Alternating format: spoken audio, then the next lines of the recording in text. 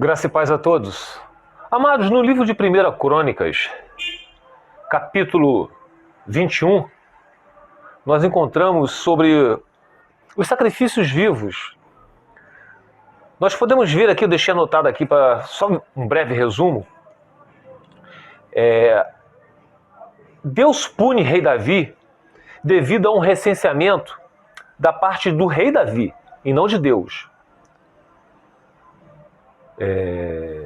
Pois Deus sabia das intenções do coração do rei. E Deus mandou Gade dizer a Davi para construir um altar. Mas Davi não queria ganhar o terreno para a construção do altar, mas queria comprá-lo, pagar um preço justo, para cessar a praga sobre o povo devido ao recenseamento. Então, o que nós temos que entender que Deus, quando Deus mandava o povo ir à guerra, e esse povo ao ir à guerra, mas o rei consultasse primeiro o Senhor, não pode ir à guerra que vocês vão vencer, darei vitória. Aí o povo ia. Mas se eles fossem à guerra sem consultar o Senhor, era derrota. E muitas vezes Deus, nessas batalhas, ele falava para ficar em algumas batalhas, eles podiam ficar com despojos de guerra. Outros não. Outros Deus não falava ficar com os despojos. Naquela época que o rei Davi, o rei Saul foi a uma guerra, ele falou para não ficar com despojos nenhum. Mas o rei Saul, querendo justificar os seus erros, a sua desobediência, falou que pegou o melhor para Deus. Deus não pediu nada a ele. Então o que nós temos que entender, que nós temos que fazer tudo de acordo com a vontade de Deus e não com as nossas boas intenções. Outra coisa que a gente pode colocar aqui, quando Uzá, de boa intenção, segurou a arca de Deus, que estava sendo levada numa carroça, onde a arca de Deus tinha que ser levada pelos levitas, pelo ombro, então já começou errado. Estava sendo levada a arca do Senhor numa carroça. E somente quem podia tocar na arca eram os levitas. Mas não usar teve boa intenção. Então tudo aquilo que é desobediência ao Senhor, por mais que pareça ser justo aos nossos olhos, que nossa justiça é lixo para Deus, então é uma desobediência. Então aqui, esse recenseamento não era a hora de fazer recenseamento. Então Deus conhecia o coração do rei, sabia por que ele fez aquele recenseamento. Isso nós podemos ver no livro de 1 Crônicas, capítulo 21, versículo 22 a 24. Vou ler para vocês. E Davi lhe pediu: ceda-me o terreno de sua eira, para eu construir um altar em honra ao Senhor, para que cesse a praga sobre o povo. Venda-me o terreno pelo preço justo. Mas Araúna disse a Davi: considera o teu. Então Araúna falou: toma para você, considera o teu. Que o meu rei, esse Senhor, faça dele o que desejar. Eu darei os bois para os holocaustos, o debulhador para servir de lenha, e o trigo para a oferta de cereal. Tudo isso eu dou a ti, Davi. O rei Davi, porém, respondeu a Araúna, a boa intenção do Araúna: não, faço questão de pagar o preço justo. Não darei ao Senhor aquilo que pertence a você, nem oferecerei um holocausto que não me custe nada.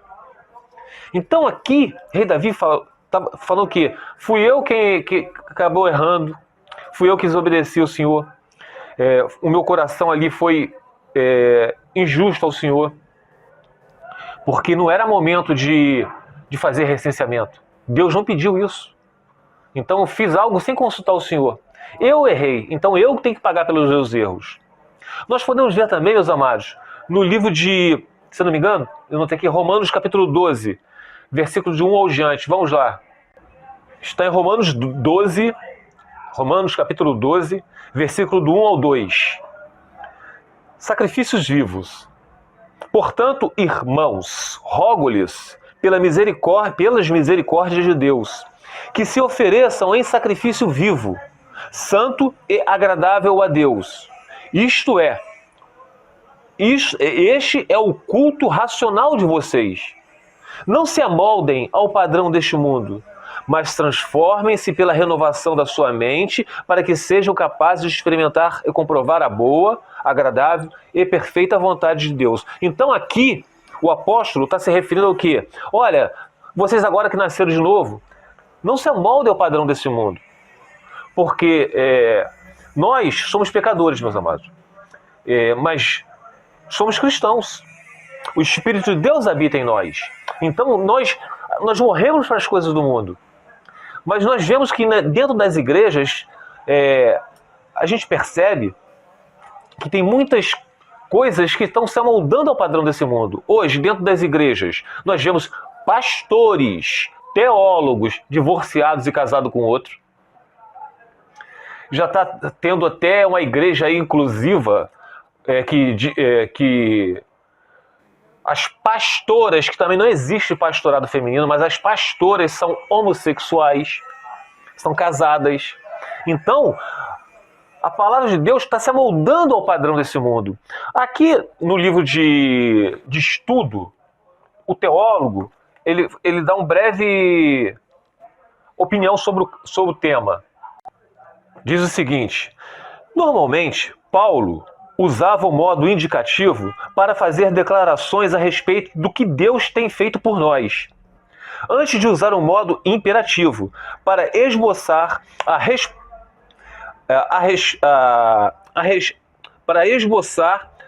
resposta apropriada de nossa parte. Por exemplo, pois suplico-vos, está entre parênteses aqui. A ordem de apresentação é: primeiro a doutrina, depois o dever. Nosso culto envolve a oferta do nosso corpo em sacrifício vivo, o que significa a dedicação de todo o nosso ser para honrarmos a Deus com o nosso viver. Os cristãos devem ser diferentes da sociedade que não é cristã. Devemos experimentar uma transformação progressiva devida pela renovação da nossa mente, o metanoia. Tem que haver mudança. Não adianta a gente falar, eu sou cristão. Realmente, meus amados, existe um tempo determinado para todas as coisas debaixo do céu. Existem aqueles que já são filhos de Deus, mas ainda que estão na prática da carne, mas eles têm que haver uma mudança. Eles não podem continuar praticando o pecado. Essa mente é mudada pela oração, pela leitura e reflexão da palavra de Deus, pela adoração e pela meditação sobre os feitos de Deus, conforme o Espírito Santo opera em nós. Então, nós vemos o quê? Que o cristão, olha a condicional, se ele realmente é filho de Deus, se ele tem o Espírito Santo, ele vai haver uma mudança. Ele se ele adulterava, ele não vai adulterar mais. Se ele fazia imoralidades sexuais, ele não vai fazer mais. Se ele fazia práticas homossexuais, ele não vai praticar mais. Então, há uma mudança. Claro que para cada ser existe um tempo determinado. Uns param de praticar essas coisas mais rápidos, outros um pouco mais tardio, mas tem que haver uma mudança. Porque nós temos que diferenciar os cristãos dos não cristãos. Então a gente olha para a igreja de hoje, a gente vê lá pastores e teólogos dizendo que em caso de adultério, em caso de abandono, vocês podem se casar com outro. São práticas que não são cristãs. Que nós sabemos que quem é cristão vai saber o quê? Que somente na morte do cônjuge você pode se casar com outro. Então por isso que eu falo para vocês. Para ver a metanoia, nós temos que fazer o quê? Oração, como está escrito aqui, ó. Vou repetir aqui da explicação do teólogo, ó. Essa mente é mudada pela oração, ter comunhão com o Senhor. Tudo que ligarmos na terra será ligado no céu. E tudo que desligarmos na terra será desligado no céu. Então, temos que orar ao Senhor, falar com Ele. E como é que a gente vai escutar Ele falando com a gente? Pela leitura e reflexão da palavra. Orando, a gente fala com Deus. E Deus falando com a gente quando a gente abre a Bíblia. Vocês estão entendendo, meus amados? Por isso que eu falo com vocês. Vocês não têm que crer no que eu estou falando, do que nenhum teólogo está falando, nenhum pastor está falando. Vocês têm que colocar todo mundo à prova. Mas para isso vocês têm que estudar. Tem que ter vida de oração. Tem que buscar o Senhor. Tá bom? Fica os irmãos na paz de Senhor Jesus.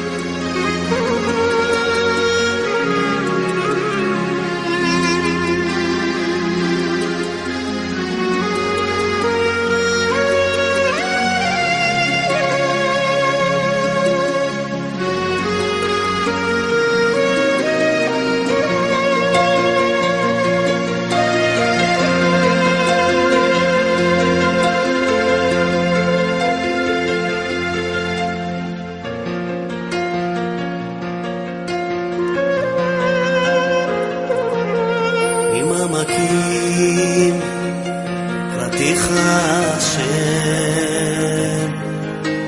השם שמע בקולי, תהיינה אוזניך